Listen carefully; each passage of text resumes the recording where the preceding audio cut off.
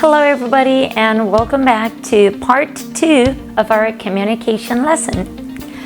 This lesson is about vocabulary that has to do with joining, interrupting, and having conversations. So if you're interested, just keep on watching. But now before you press subscribe and click on notifications so you know when I post a new lesson. Well, with this said, let's jump right in. Number 1, everyone was discussing about the new project when Julia with a brilliant suggestion. A, butted in. B, chimed in. C, piped up. The correct variant is B, chimed in. Chimed in. When Julia chimed in with a brilliant suggestion. When somebody chimes in with something, they just join an ongoing conversation by adding a useful comment or opinion that usually shows agreement about something. 2, if you have any suggestions about the next weekend's outdoor activity, then don't be afraid to just say it. The variants are A, pipe up. B, butt in. C, chip in. And the correct variant is C, chip in. If you have any ideas regarding the outdoor activity of next week, then don't be afraid to chip in. If you chip in, then you contribute a comment or opinion. Usually it's a short but useful contribution. 3, the room was silent with everybody lost in thought when all of a sudden my little cousin from his corner. A, piped up. B, caught up. And C, chimed in. The correct variant is A, piped up. Everybody was lost in their thoughts when suddenly my little cousin piped up from his corner. To pipe up is when somebody suddenly speaks after some quiet time or when nobody else is talking. 4, it's rude to when two people are talking in private. A, butt in. B, chime in. C, cut off.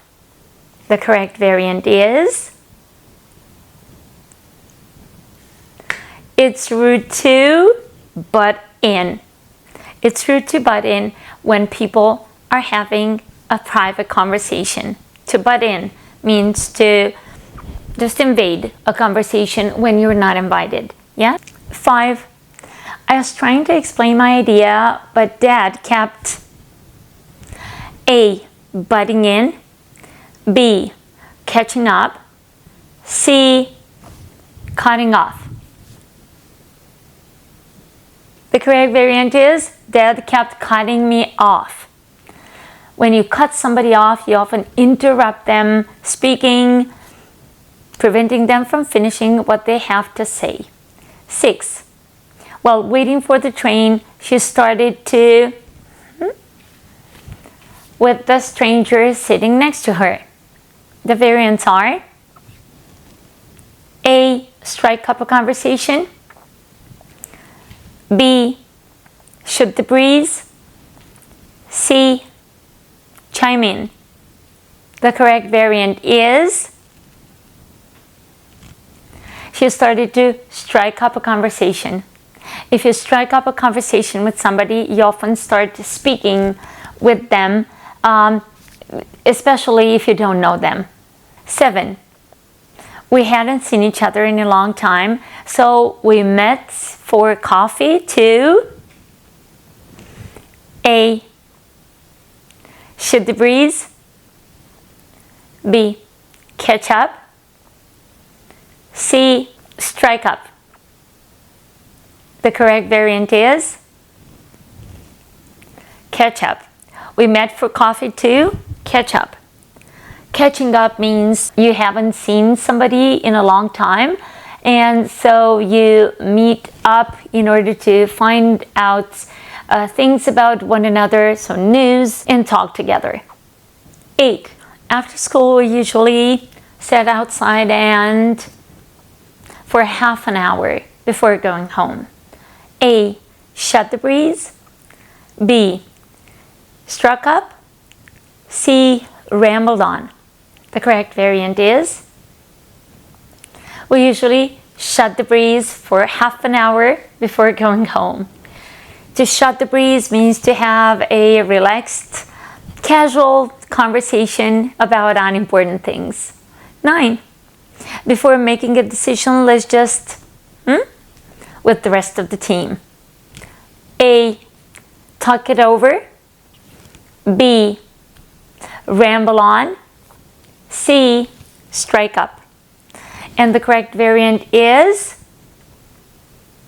let's talk it over with the rest of the team before making the final decision. Let's talk it over, which means to discuss with somebody in detail before making a final decision. And finally, number 10, the president for about 10 minutes without answering the question. A. Talked over. B. Chipped in. C. Rambled on. And the correct variant is rambled on. The president rambled on for 10 minutes without answering the question, which implies the fact that he just talked in a confused and unfocused way without getting to the point. With this said, I hope this lesson was useful to you, and thank you for making it to the end of it. Leave your examples down here because there's no English lesson here on my English Space without actual practice from you. And I'll see you again in my next one. Don't forget to like. Thank you so much. Bye for now.